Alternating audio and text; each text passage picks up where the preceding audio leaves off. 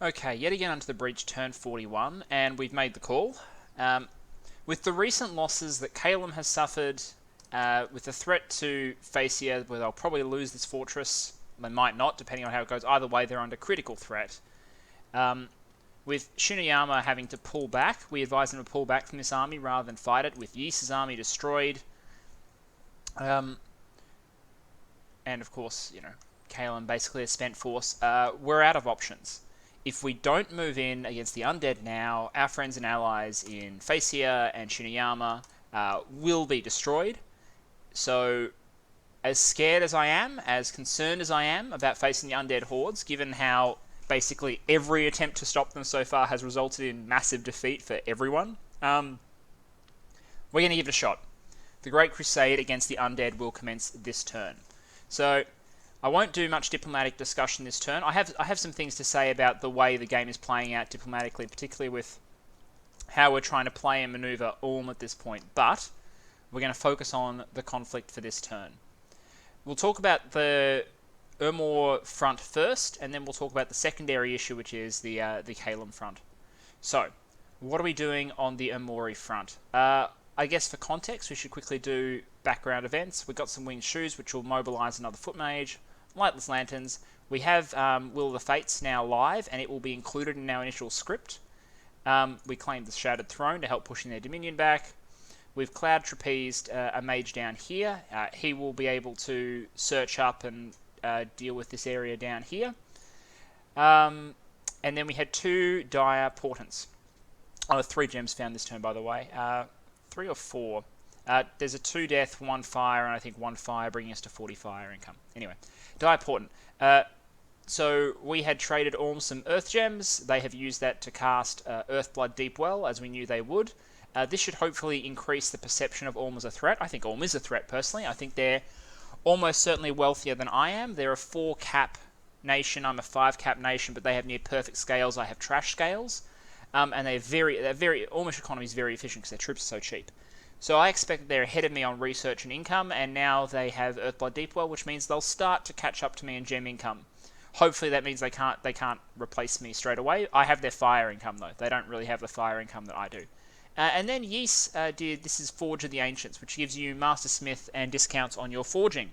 Odd choice for Ys, but there we are. Ernie's cast it. Ys has access to that. So, with all that context happening, and you can see general advances across the board to the point where Celeria is almost dead. I think after that fort is taken, Celeria will be dead. Let's talk about the offensive. So, we told... Actually, let me just take a sip of water. My throat's better, it's still not perfect. So we talked to Nosy Rat, because our nap is now up, and we said, look, we are at the stage where we have to launch an offensive because of the diplomatic pressure, which is entirely true.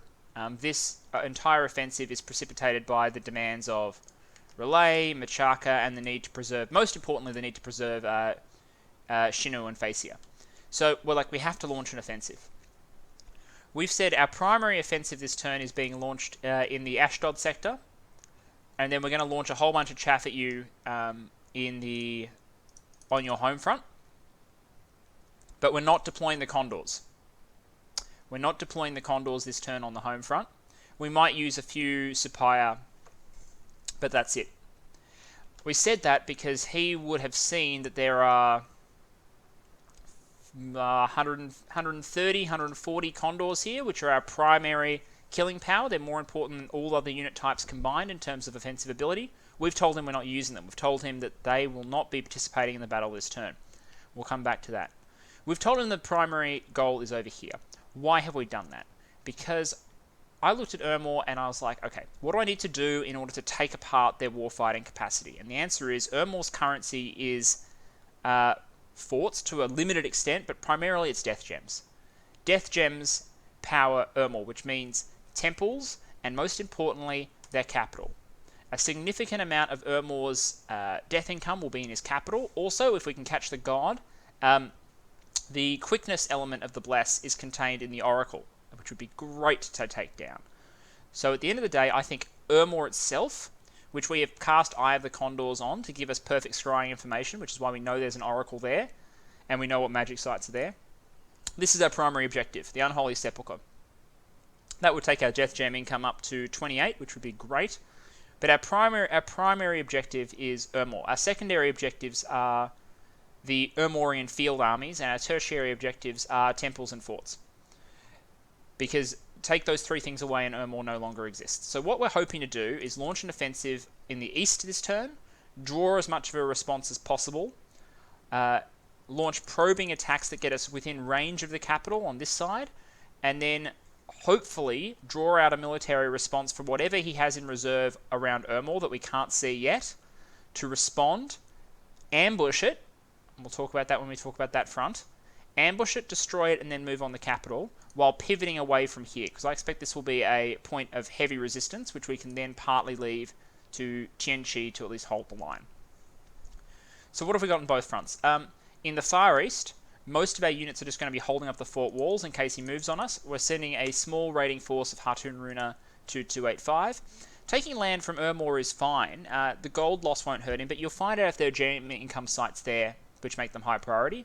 And if he's sending forces chasing you around, well, you know, they're not massed up in Doomstacks. We have enough chaff that we can kind of play the chaff raiding game with Ermor, and he's slower than we are. We're also raiding Griffa. We're taking Bithine with some from the independents that are there. We're sending a raiding force of 100 Hatun Runa to Mir.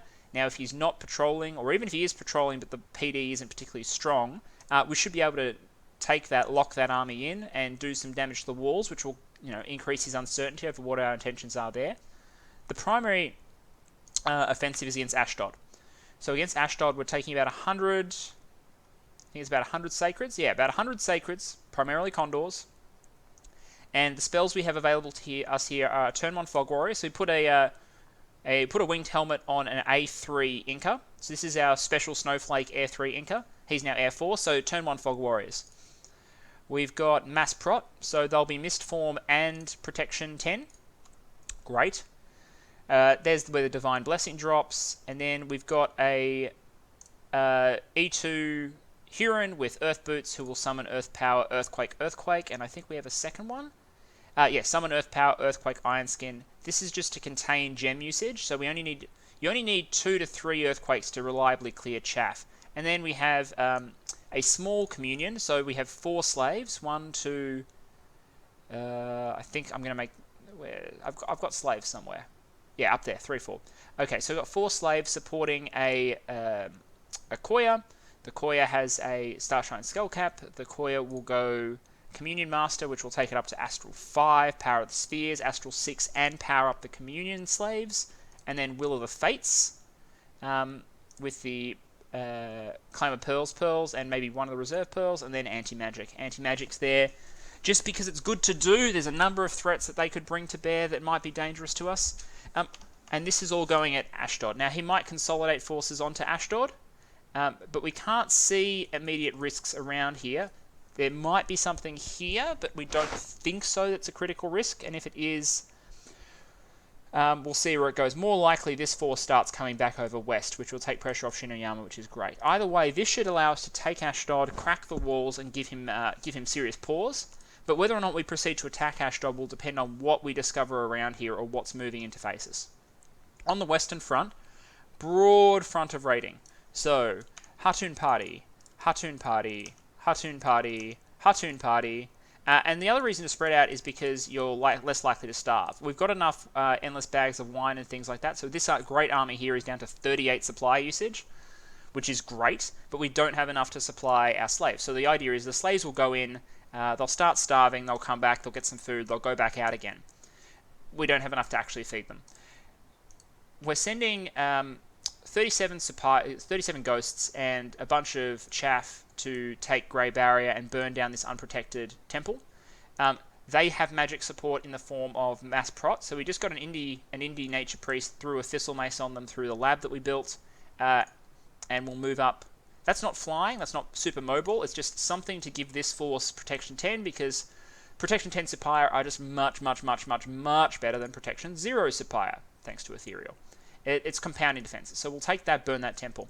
We're sending a unit of Supplier down here with water breathing to lock down Underhome and prevent this fort becoming a problem for us. That fort can then either slowly break down the walls or open all this up to Ghost rating. Ghosts are great against Chaff, useless against Lictors. The primary force is going over here to 253. 253 is great because it's in direct range of the capital, and it's like, ooh, come take me, come take me. Now we're sending 2 Inca, whole bunch of Chaff, couple of Sacreds. Again, here we're going to have Fog Warriors, but because this is not a... I'll change the script in a bit. This is our Astral random one. So it'll be Communion Master boosting to get to Fog Warriors. I'm going to cut Power of the Spheres because the shield is currently doing that for him. We've got Will of the Fates again. And more Sacreds. And I think that's more or less it. So what do we not have here? We don't have Mass Protection. And we don't have a whole bunch of Sacreds. So this force will look relatively weak and juicy. Now, of course, we're sending Mass Protection in the form of a Shade-mailed, flying, boosted Enchantress with Nature Gems and a Cornucopia. So she ain't running out of gems anytime soon. But she's hiding. She's geared for Mass Protection Relief, which is our counter to Rigor Mortis, of course.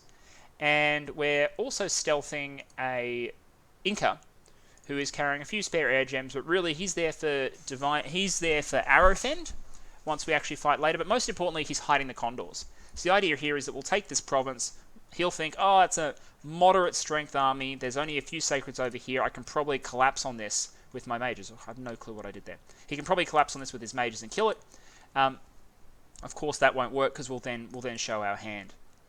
So that's the plan for Ermor this turn. A sledgehammer hit here, lighter hits everywhere else to just try and throw him off balance. And I want this war to take place in his territory. I don't want him raiding and ruining my provinces with their actual income. I want us to be fighting over 0 income provinces, trading barbs back and forth. I want to have the initiative in this war. We're also moving in on Caelum. Now, my nap is up with Caelum. Previous turn, I told Caelum, yep, I'm going to let my nap continue to tick down because I'm worried. And nothing's changed there, so I'm just going to move in. Our nap has expired. It's clear that he's got nothing left to resist this. I mean, look at this. There's 520 undead sitting on Ionia, which is one of his last fortresses. He's under siege by independence here. Tianchi will probably take that. Now, he says Tianchi had permission to seize these, but Tianchi having permission to seize these doesn't take away from the fact that that means Caelum is basically up for grabs and trading away bits of himself for survival. I need those bits because it'll allow me to open up a front down here. And this is, I think, Ermor's soft underbelly, especially if he starts pulling forces. So if I invade here, and he starts pulling forces back south to deal with me, that will then free up this area somewhat, and I'll then be able to swing through and threaten these areas. It will also allow me to eventually reinforce my push on 309, Eagle Ridge Mountains, which I need. I'm going to need this, in any scenario, I'm going to need this throne in order to eventually win the game, hopefully. So we're going to attack Caelum. We're basically throwing this offensive together with whatever we had handy. So we're reclaiming, see how many werewolves there are here, and then we're sending ghosts underwater. So 2 small groups of ghosts to seize the underwater provinces. We've got Hartoon groups flying their maximum distance to hit these 2 provinces. We should be able to take them both. We're sneaking the Condors at this stage because we don't want to reveal just how much support we have here. Same thing, just in case there is a Caelum army left over, sorry. We're actually going to be taking the province with the Hartoon Runa. The fact the Condors are there will be a highly classified state secret. And we're moving a lot more troops over to follow in behind. So we should just be able to pipe lots and lots of former patrol groups in. So we're emptying this core land of patrols and using it to attack Caelum. We'll throw some mage support together as we can. We're building stuff in these forts now. We're training Huron priests in at least one of them. Yep, so we're training them in Vanheim. That will give us some mage support as we roll forward, but for the most part, this is going to be a bit of a hillbilly offensive. It's going to be Sacreds and slaves with little in the way of mage support, which is basically the way we've been doing it for the first few years of the Ascension War anyway, whereas our new shiny toys are all being deployed to the northern front. Anyway, that's the turn. There's a lot of things that can go wrong. Ermor is an incredibly impressive enemy. He's likely to have some pretty badass magic out there. I'm just praying that for turn 1 of this war, even though he knows it's coming, the only place he's likely to bring serious force is Ashdod, and that's where we've got a good array of magic to counter him. So wish me luck, and I'll see you all in turn 42. Okay, yet again onto the breach, turn 42, and our offensive is well on the way. So we'll do a really quick run through of these happenings, and then let's get into the offensive. So, lanterns, wing shoes, air gems from Ashphodel, sent them some nature gems. Did this because it'd be great to keep Ashphodel neutral with us while we move in against Caelum and Ermor. There's no reason to fight Ashphodel as well. So, keeping on friendly relations with Smokey, perfectly fine by me at the point where Caelum is basically a lost cause. So we sent him some nature gems, he sent us some air gems. Do we get much out of this trade? Yeah, not really, but staying on good terms with him. Got to Evo 6. We made a diversion through Thaumaturgy to get Thaumaturgy 3 because we need teleport in order to move move some of our Coir around more rapidly. They don't have air, unlike the Royal Mulkey, so they can't cloud trapeze, so we need teleport. Found a magic site. Tar Pit. Is Tar Pit just a 1 fire? Yep, so we're at 40 fire. I must have miscounted last turn. And I think that was it. Okay, let's talk offensives. Caelum first. Because it's the smallest and easiest to deal with. So we just took all of our objectives. Perfectly fine. I think no losses anywhere, really. We cleaned up the water. Some of these provinces are especially valuable. Now, Caelum contacted us afterwards. Or rather, Caelum contacted Machaka and Machaka told us. So, despite the fact our nap was up, we didn't specifically tell Caelum that we were attacking last turn. Which, in retrospect, would have been good form. I legitimately didn't think about it at the time. I thought he would see the situation the same as I did and be like, yep, I'm spent. This guy cancelled the nap. He said if it didn't look like I was going to be able to pull it back, he'd attack. I thought that would be expected. Turns out it wasn't. So, lesson learned there. If you've been friends with someone and then you cancel a nap because they're losing and you intend to move in, probably nice just to tell them. He wouldn't really have been able to do anything to counter this, I don't think. So I just would have preferred to maintain the relationship a little better and not personally offend anyone, especially Nazca, who's really cool. So I've made my apologies there. I said, look, if you want, I can go back to the reset line and we can go again. I'm not required to do that, but I'm happy to go back to the reset line and go again. But he's like, nah. He's convinced he's done at this point, and I think he's right. So he's going AI this coming turn. And that he's released Machaka from his non-aggression pact, so they will be moving in this coming turn as well. And of course, Chen-Chi will continue their moves. Ashphodel took the fort in Ionia. Let's have a quick look at that battle.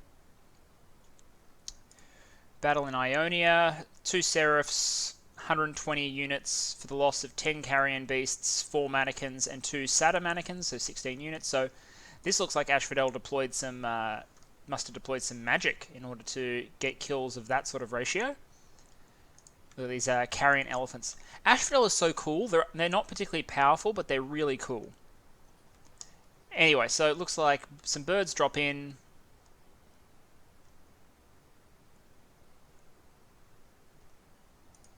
I'm not really seeing any large Caelian forces. Odd. Anyway. They warriors must just have died, either retreated straight away, maybe they were scripted to retreat, and thus or killed themselves. Let's have a look.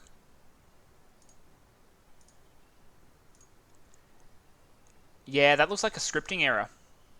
That looks like they were scripted to retreat, presumably from back when they were patrolling, only now they're inside a fort, so retreating kills them. Bugger. Alright, so Ashphodel took that. So Ashphodel is moving up. Ermor's still in situ, but I imagine they'll be pulling forces around. Ashphodel also took back Range of Lights from Independence. They'll need to take Loop Gear from another independent attack, but they're starting to rebuild themselves a little bit. Fortunately, their armies are upkeep free for them, so as long as they have their capital generating gems, they don't have a huge amount of chaff generation at the moment, because I imagine Ermor's Dominion is all over theirs, but they've got a good force. They have a super combatant lying around somewhere and they're taking land from people who haven't killed it all. So they'll actually get some gold infusion there. So that's the Caelian front. We took all our targets. This turn we're going to be taking 92. We're going to go on to 83. We're going to scout 67 to make sure there's no major Ermorian force there before we jump on it. We're bringing our ghosts on land because they're very mobile. Movement speed 20, which is great. And bringing up some more support. Now this turn we will be revealing the Condors because we need their siege strength in order to crack Arnberg. Our objective here is to get to Caelum before Machaka can. Now, strictly speaking, we could probably take... In fact, no, we could take a Mythia, 99. Bring Sapphire over, get into this lake. We could cut Machaka off here. Cut Machaka's 2 lines of advance in 2. So we could get Caelum, and we could get this water. That would be maximal province take for us. However, it would do 2 things that mean I won't do it. The first is it would significantly undermine our relationship with Machaka. And keeping Machaka out of a potential coalition with us basically makes any coalition against us a non-starter. Ys is too weak and has to rebuild. Relay is not particularly well positioned and also has taken losses to Ermor. Orm is the real kingmaker, but we have wedded Orm to our hip at the moment. Orm is probably either tied with Ermor or possibly even stronger with Ermor at this point, purely because we have shoveled so many gems and resources at them, and also enabled them to conquer this titanic swath of territory.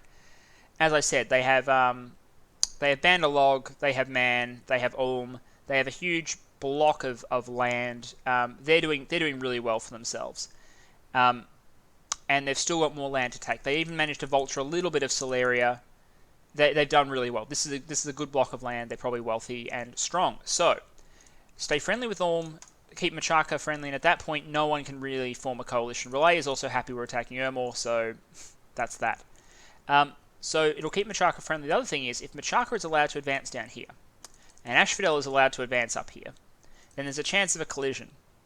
And a collision between Ashphodel and Machaka would absolutely work in our favour. I think Smokey would win that initial conflict, we'll see. But that would then create tension, which would draw both in elsewhere, but also create opportunities for both of them.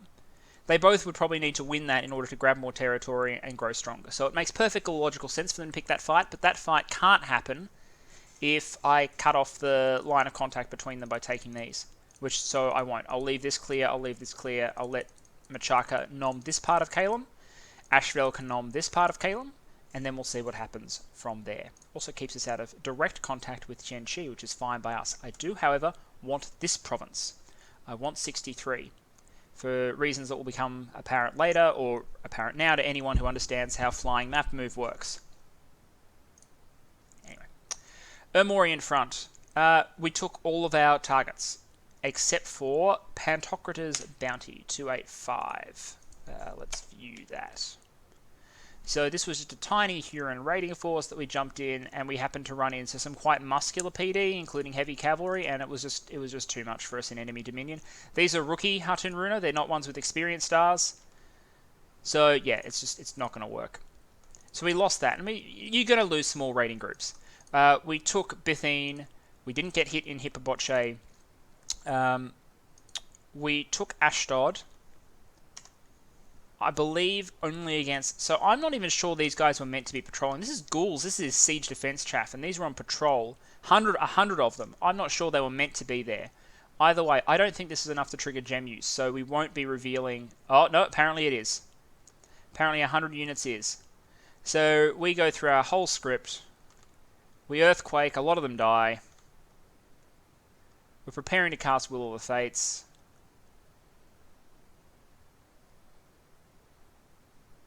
And we just get Will of the Fates off before the battle is won, which is unfortunate. Anyway, so we lose some gems there, but we kill about 100 ghouls, place Ashdod under siege, and the walls are breached. Similarly, we take Mir. Over here, we take the province that the fortress is in. We hit all of these provinces successfully with raiding groups, which is great. Some of them have some gold left in them, but look, we've got 1 water, 1 death. This is the real prize from Ermor, is taking away his gems.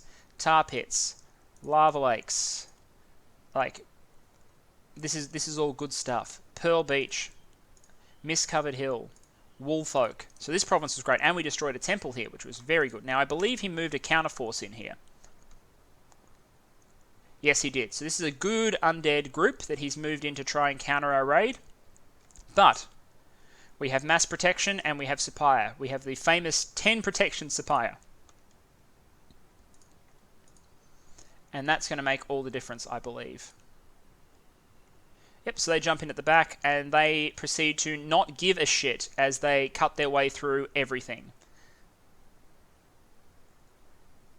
Meanwhile, the Hatun Runa suffer grievous casualties, and many of them flee, but they hold the line long enough for it to be fine. So that was Grey Barrier.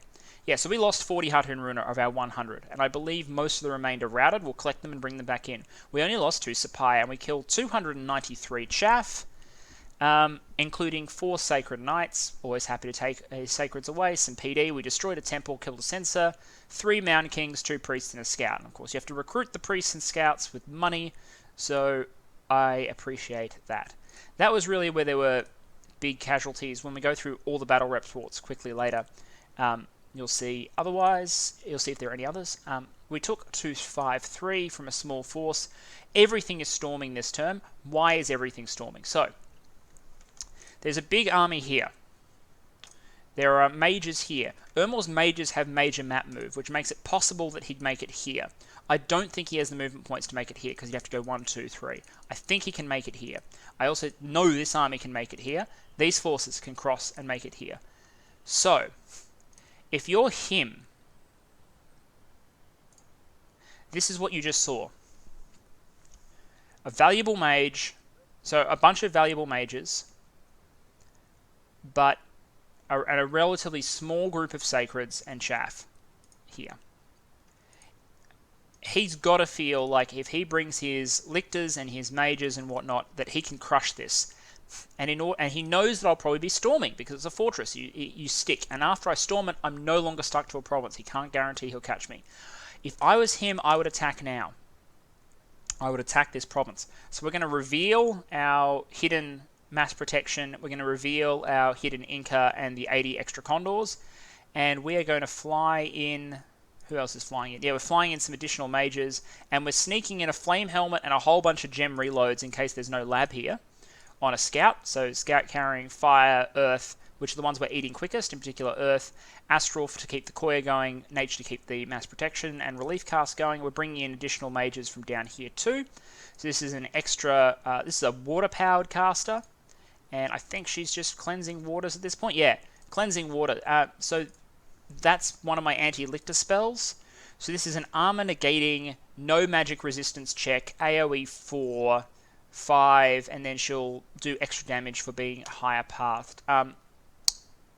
Yeah, and she'll just throw that a bunch of times and hopefully kill some lictors. So that's the trap. The trap is Steppe Wild Horses. Elsewhere, we're going to move raiding groups up behind the ones that went in and move the ones that went in up. So the 248 force will go up to 291. We'll hit 272 and we'll stay in 250. This army will take either here or here. We'll lose one of these 2 forces, but it happens. Let's see, however, the sad battle of Isuarian. So, Phaecia has held Isuarian against the giant death stack before. Phaecia has won this battle before. However, something's going to happen which is about to make them which is about to prove how unlucky they are. Okay, you just saw it. So, Ermor brings Dusk Elders. They bring Dusk Elders because Dusk Elders are the only guys who can hold up Rigor Mortis, and a whole bunch of other evil spells that are very good for Ermor. However, they are only Astral 1. They are only Astral 1. What you saw there was Phaecia firing a whole bunch of magic jewels with these Astral 1 Colossi Weavers. Heaps and heaps of them.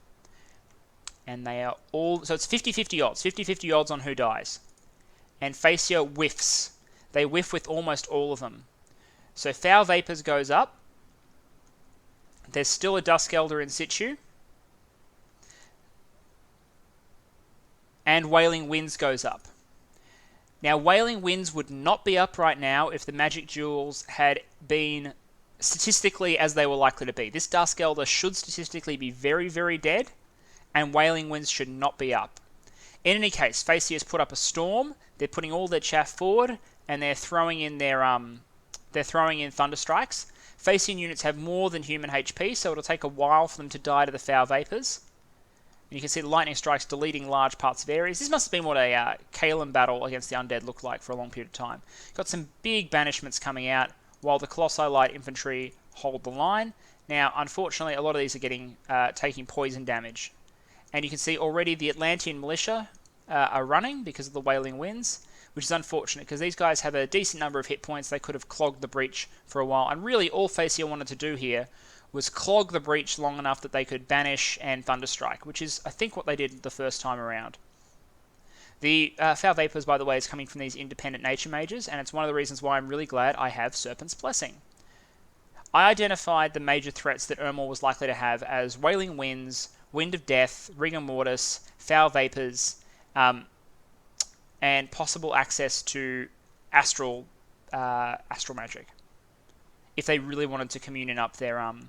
You can see here these the Orichalcum Guards, and to a lesser extent the Gigantes they get from random events. They've hung around long after everyone else has gone, and the Prophet too, because Prophets get morale 30, hang around for a long time, and he's throwing banishments right up until the final exchange.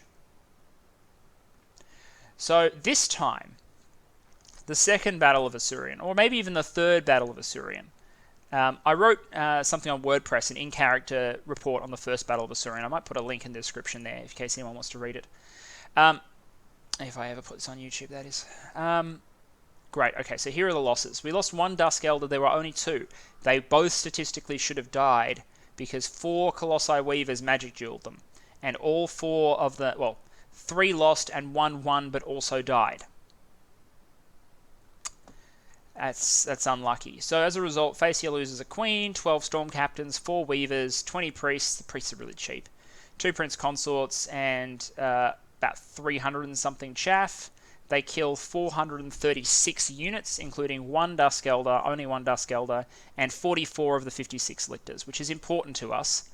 But this is a loss. This is a significant loss for Phaecia, but it does free them up. They said they no longer now feel obliged to defend anything here. They said Relay is welcome to take what they can. Now, Phaecia's next plan is they have very good research. They have good research points. So they're considering going Conjuration and getting some Elemental Queens. And we have said we'll front the Air Gems for it. They've been good to us. I'm not doing them this turn, but... we're going to be sending them Air Gems relatively soon for them to get the Queen going. I kind of showed sent messages there, which I was only going to talk about at the end of the turn, but we'll talk about it quickly now. Orm is buying a Bane Venom Charm. I will never use Bane Venom Charms in this game, but if I'm offered a really good price, I'm not above selling it. I have no clue who he's going to use it on. Who on earth would Orm use a Bane Venom Charm on? But here's a good reason to sell it to him. Whoever he uses it on, if they find out, they're going to go to war with Orm. That'll keep Orm busy. Now, if I get Bane Venom Charmed, 1, I have excellent patrollers, and 2, I know he has one, so it's not exactly sneaky now, is it? But I know Orm has spies. He's got a kitted out spy he's shown me a screenshot of. I reckon he's going to give a Bane Venom Charm to that and hop round. We'll find out soon who's getting BVC'd, and then we'll know who Orm is trolling. So that was the Northern Front. We took all of our objectives. And this turn we're setting a trap here.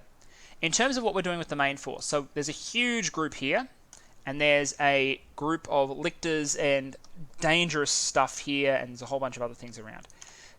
In Griffa, Yeast moved a small raiding force up, a raiding force with magic support, so they moved a Morgan Sorceress, admittedly a diseased one, so one they were going to lose soon anyway, but did allow us to see this Ermorian force, which is a mixture of Sacred Knights at the front, Lictors intermixed among the undead, as they have been doing. They're spreading them out with a normal undead, lets the undead soak damage while the Lictors do the damage. And then you've got a Grip of Winter, or Breath of Winter caster, you've got a Holy 3, you've got a Spectator with a Skull Staff and a bunch of Death Gems. So that was formerly, before the patch, a Rigor Mortis caster. Presumably was the Rigor Mortis caster that killed all of the Morvark Knights the first time around. We've been talking, it looks like what may have happened is the Morvarks may have been fatigued out by Rigor Mortis. Anyway, Yeast lost that, but they identified this force in Griffa for us. So, 89 Lictors, 20 Knights, the Unholy Sepulchre. So 110 Sacreds and some magic support. I ain't going to pick that fight. I was never going to pick that fight. There is no way I'm picking that fight. But I'm hoping that by making a demonstration here and moving these forces here, this army will not go back and fight Shinuyama, which lets them start carving some land back. I almost guarantee that the Forcing Griffer will come to Ashdod. And I am not picking that fight, not even with Will of the Fates, because there's no reason to. That sounds like a suspiciously fair fight. There is no reason for me to take a fair fight. So what we're doing, stage 1 of the offensive is successful. We're going to be drawing people in. We took some ground. We seized the initiative. We're going to pivot. We're going to bring everything over, and it's going to join eventually in putting additional pressure on Ermor's cap. So we're pivoting left. We're going to land on Mir. Mir will then be cracked. That will then essentially drag the Ermorian force left and follow us to Mir, but we will then jump hopefully to 273, and then they can't catch us before we can consolidate and get to the capital. They can't catch us, and by that point, this army will be so far out of position that whatever reinforcements we bring up, and we are bringing up reinforcements, we're always producing more in the capital, remember, including ever larger number of ghosts per turn. We're up to 1, 2, 3, 4, 5, 6, 7, 8, 9, 18, 27 per turn, going on 30. They can come up and start clearing this up once this big threatening army has been dragged to the left. So that's the plan for this turn 42. We'll see how it goes. We'll see if Ermor falls for the trap in 253. And we'll see if this army does exactly what I expect in being dragged over to 264. So press F to pay respects to Phaecia. They have done their part, more than done their part. F to Shinuyama for doing their part. Our turn. Let us take the fights now, guys. Nazca's here.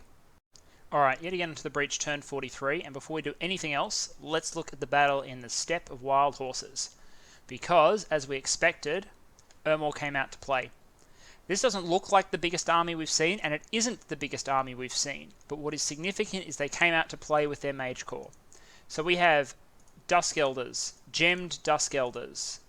So we're looking at Rigor Mortis, Wailing Winds, Shadow Blast. Serious capabilities here. We've got some Nature Mages. Are any of them gemmed? I can't see one which is gemmed. Are we? Yep, there we are. Okay, and Crystal Shield. So Foul Vapors. We've got Foul Vapors on the field.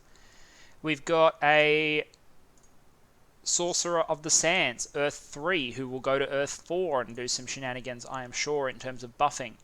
So they've come to play with mages, not a huge number of sacreds, because they didn't have a huge number of sacreds in reserve. Those are off at the front, but they came to play. And we revealed that we had our Condors. These were stealthed until last turn. And as was the Enchantress. And the Enchantress has her temporary gems.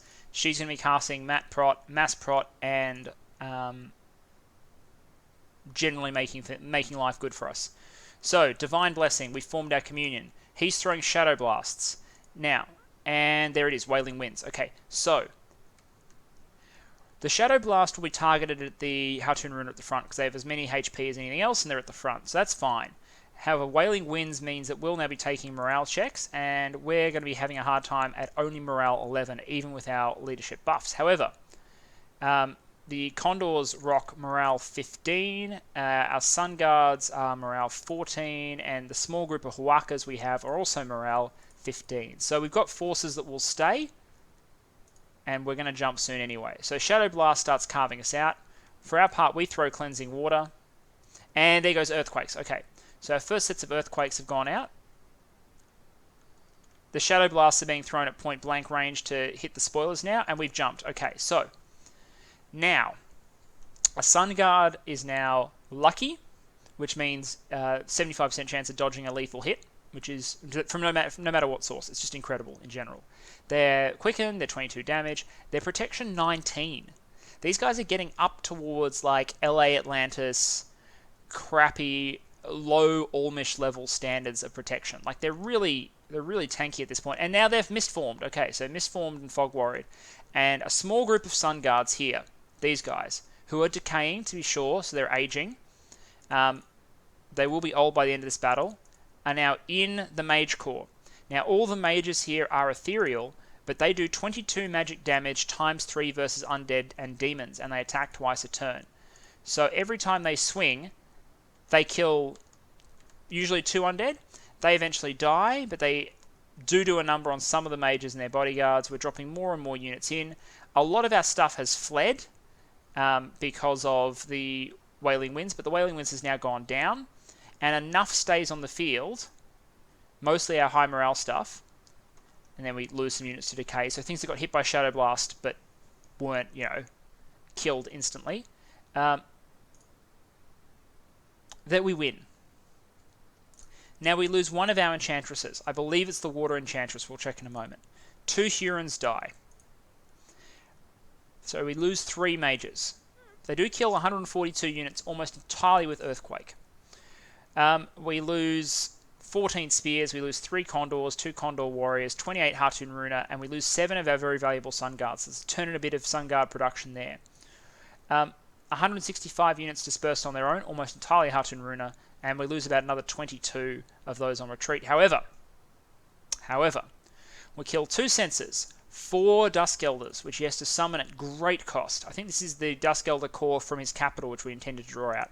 2 Jade Sorceresses, 5 Mound Kings, a Sorcerer of the Sand, 4 Spectators, 3 Sacred units. So the chaff here is not that important. What I care about is the fact that we killed 4 Dusk Elders and 4 Spectators and 2 Jade Sorceresses. So the fewer places that he can cast Foul Vapors, the better. We found a Crystal Shield, Boots of the Messenger, Robe of the Sea, Winged Shoes. So the Robe of the Sea and Water Bracelet probably came from my dead Enchantress, so we did lose the Water one. And we got her Winged Shoes back. So we got her kit back. We'll gear another Enchantress with them, and she can fly to the front with her fancy new shoes. But we stole their Crystal Shield, which is great, and some Boots of the Messenger. I call this battle a success. I call this battle a huge success, because we then obviously went on to storm the castle. We lost 2 condors and seized it. So, let's step back. Let's do a quick stock take of the turn. Then let's talk about our 2 wars, and then maybe a quick stop on everyone else's wars. So, trading with Ulm. Now, we talked to Shinuyama. Shinuyama has been locked up, broken down, beaten down by Ermor, and locked in by their neighbours, and have generally gotten no help from anyone. They are a large part of the reason we started this war when we did. Having seen that we have moved in, they got in touch and they were like, well, alright, what are you using? What's working? I was like, the best thing that I'm using so far is the mage support, obviously, but the Sapphire. The Sapphire is my star unit so far, because they don't need to eat, because they're invulnerable to most of the Ermoria chaff. They can go underwater. They're just generally very flexible. It's like, can you summon them for death gems? I'm like, yeah, I absolutely can, but I'm stockpiling death gems for later summons. I don't really have any to accelerate my ghost summoning. And he's like, anyway, we exchanged back and forth, and we got to the point where he's happy to send me part of his Titanic death gem stockpile. And what he wants in return is a range of things, including getting all of his land back and a chunk of land we take and support in his next war. But I get 80 gems out of the picture, which I have said as part of this deal, if he needs them, I will return the share that he needs. But right now, he doesn't need these death gems. He can't do anything valuable with them. It's not where he's targeted his research. So he sent me 80 death gems and said, let me know if you need more. So a small loan of 80 death gems from Shinuyama. I'm sure we will make no use of that whatsoever, wink. Evocation 7. So Firestorm is now online, which is great. We're going to Enchantment 7 next. I'll talk about why in a moment. We started twice spawning our Koya, because if we lose an Inca, we don't want a Koya to die permanently. If we lose a Koya, we don't want an Inca to die. So we're going to twice spawn all of our Koya. It bypasses that mechanic. We're not finding any magic sites, even though we search, but that's okay. We're taking Ermor sites instead. And all the way down here, you can see Scrooge McDeath, the god of Solaria, has been permanently vanquished. And we'll see that when we click through all the battles at the end. So, what happened? On the Eastern Front, there were some small sparring battles. We moved in and we raided Green Coast and killed some living PD. Fine.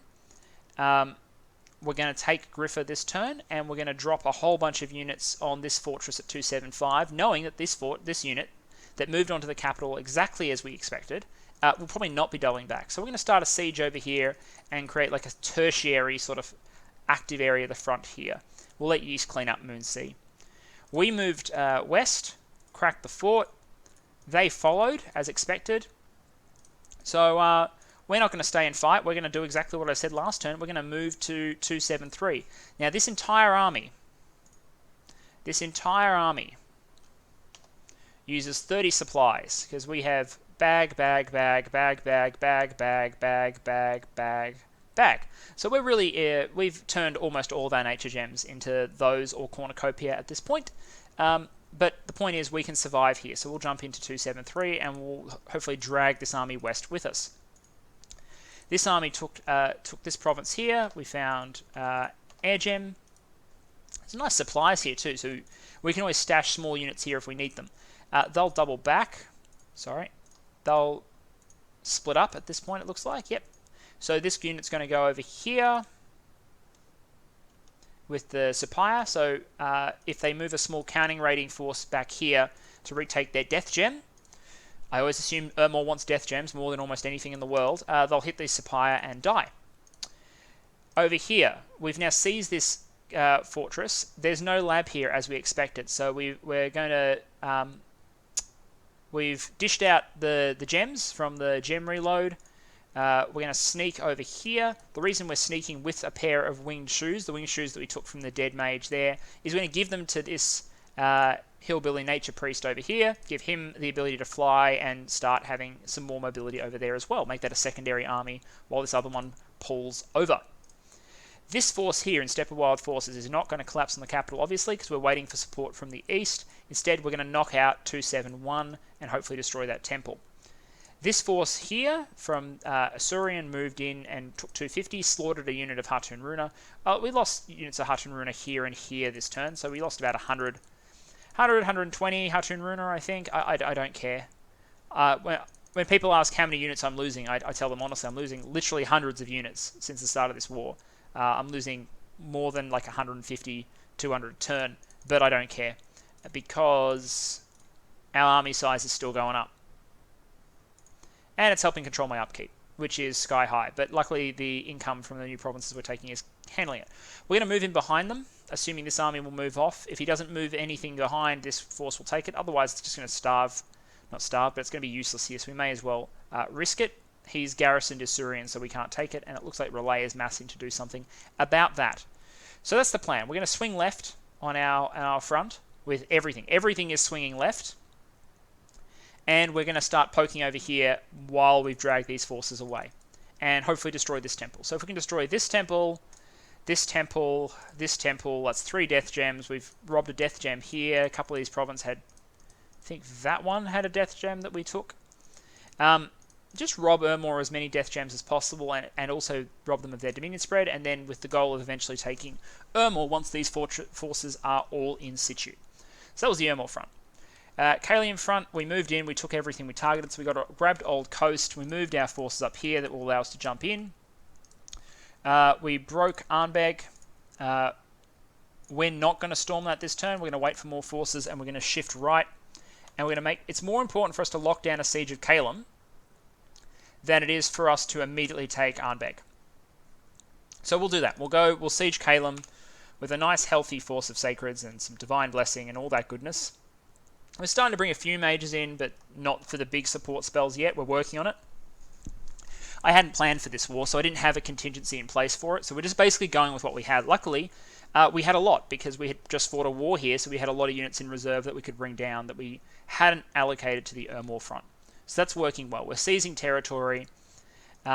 This turn, we're going to jump into an Ermor province in the north using our ghosts, and that's supreme mobility there. So we'll jump to 50 to try and secure ourselves a line down here. And Caelum, and we're going to try and take the barbarian province there. And we're going to sit these because Caelum is now AI and we're not sure whether or not these forces will counterattack. All that said, let's now go through the battle reports to see what everyone else is up to, and I'll provide context as we go. So... Tianchi is just in a raiding war with Ermor. They've said they don't want to fight Ermor's main army. I really wish they would, but anyway. You'll see a lot of our successful attacks. We lost World Pillar. World Pillar was undefended. Oh yeah, that was a province that rightfully belonged to Ulm. So, yeah. Mir.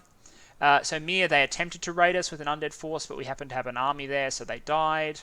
We took an Ermorian province with basically nothing, so I found that hilarious. Conquered that one too.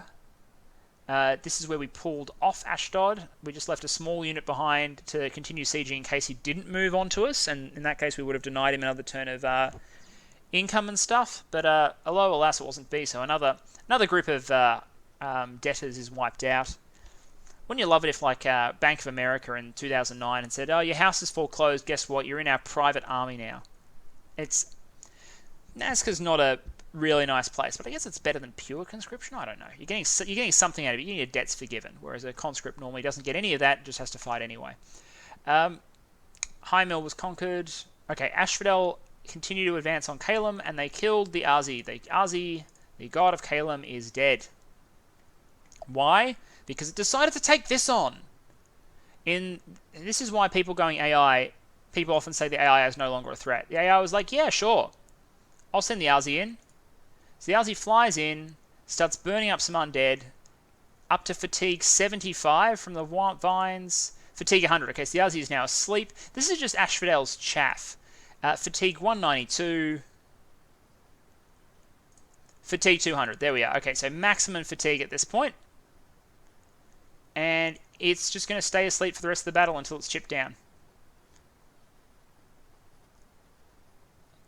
The only casualties at this point are coming from the mages throwing spells and the Sagittarian carcasses throwing arrows into the undead that are currently trying to chip down the Arzi. So, in what's becoming a bit of a theme for this game, a god or a godlike character is wiped out by useless chaff units. That's, I think, a hat-trick for useless chaff units this game, in terms of god kills, so there we are. Was that for... yeah, that was Phaecia. Okay, Sarin Forest. Okay, Machaka has moved in versus Caelum, and we'll have a look at that in a moment. Conquered from Caelum. Elkland, where we got caught, rather. And Neotha was another group that got caught. And then Vanarus finally assaulted the Solarian fort. They lost 29 constructs, 4 long dead, and 1 woodsman, killing 268 units. So I'm going to actually see what that is. I'm going to guess that's mass evocations. Yep, so there's our Storm Staff. Yeah, there's our Staff of Storms. 40 air gem item, probably from a random event, but auto storm. Sages all go summon storm power. This is the giant Solarian army. Here's the god. Scrooge McDeath, the Divine Emperor, who's like a heavy rainbow, but not hugely useful in combat. Got a couple of banishments coming out. Oh, it's air elementals. Okay, Scrooge McDeath is throwing some rocks. And these air elementals, I think, are just going to trample everything. Yeah, pretty much. 20 attack, 20 defense, combat speed 34. Come at me, bro. Yep, done. Cool. All right, air elementals, awesome, especially in storm. So against Vanarus, I wouldn't be able to fly, and I would have to fight air elementals. Condors are immune to their actual attack, but not immune to the trampling, which would be ugly. So that happened. Wellreed was taken, and as a result, Scalaria no longer exists. Unexpected events, yeah, barbarians. I don't care. I'll fight them with patrols, whatever. And then we discovered scouts. So, full stock take. We're doing well. We're going to pivot, and we're probably going to take a punch here in the right. In particular, I'm sacrificing this temple. It's just money. It's just money. We'll preach here if we have to hold up our dominion. I'm happy to sacrifice this because the prize is the capital. The prize is Ermor. So we're going to pivot west with these units basically stuck here. We're going to be as much of a pain as possible and hope Tianchi is as much of a pain as possible. But really, I want to kill the capital, and I want to come up with a way to beat the army that beat Phaecia. This looks like just chaff, and I don't think there's many more mages around here, so that's fine. We do, however, need to come up with a way to kill the massive force that beat the Phaecians. We're just glad the Phaecians depleted as much as they did. Anyway, so that's where we're at. That's our plan now. Research-wise, final thing for the turn. We're going to go Inch 7. Inch 7 is great. Gives you, in particular, it's going to give me life after death. which means even if my units are unlucky and die and they miss their 75% save chance, they will then reanimate as an undead version of themselves. That's not particularly great for troops, but for mages, they keep their paths as an undead. So they become an upkeep-free unit with their path, and they stay in situ, whereas if they mummify, they go back home and have more upkeep. So life after death, useful. We have the ability to cast it, we will cast it. Awesome. We also get Serpents Blessing. Serpents Blessing we can cast with our geared nature mages in situ, either by giving them matrices or crystal shields, and they can cast it from nature 3 with an extra gem. Serpents Blessing counters Foul Vapors. I knew I wanted it at some point, and now that we're finally going to be hitting Foul Vapors when the Phaecian army comes to hit us, I want Serpents Blessing. Everything else here, like, meh. The Domes of Flaming Death, maybe, if we want to fortify some thrones later. That's the only thing I ever really use domes for. Solar Brilliance blinds non-undead units and kills undead units. I think it's too risky, and I don't really have the kit for, like, if you had like a Golem Super Thug or something like that could go in, cast it, and then just not die in a sea of undead while they all died, maybe. Stellar Focus we're not going to because there's no slots on the globals, and we know that Machaka is getting ready to cast Well of Misery, which we could contest, but we're not going to. After that, Alt 9. Alt 9 for 2 spells. Army of Gold's the obvious one. Army of Gold will give us Prot 20 and 5 fire resistance, which will replace Mass Protection and allow us to go Army of Gold Firestorm. Army of Gold Firestorm means everything on the battlefield that isn't you slowly dies. And I think that's just amazing. Also, having 20 protection ghosts is hilarious. They're just stupidly good. And if you're not a ghost, you get lucky because we're casting Will of Fate. So Army of the Gold is like, my army is immune to conventional weapons, try something else. And by the way, while I'm immune to conventional weapons, you're burning to death slowly. So Army of Gold, making it happen. Also, we can wish. We'll wish for gems, probably, but I'm plotting what I might need endgame. I'm considering also wishing for a super combatant after we've wished for gems a couple of times. Our god can wish. It's a good use of our god, so we'll get our boosters together and we'll wish. We have the pearls, or rather we will have the pearls by then. Right now, all of our pearls are being used crafting critical boosters to make sure we have mage access, and also keeping our Koya supplied. So that's it for turn 43. Next turn 44, we'll be swinging in on our fortresses and continuing the war against Ermor, watching what everyone else does with with deep interest, in particular how fast and far Machaka and Ashphodel advance and whether or not they come to blows. See you all turn 44.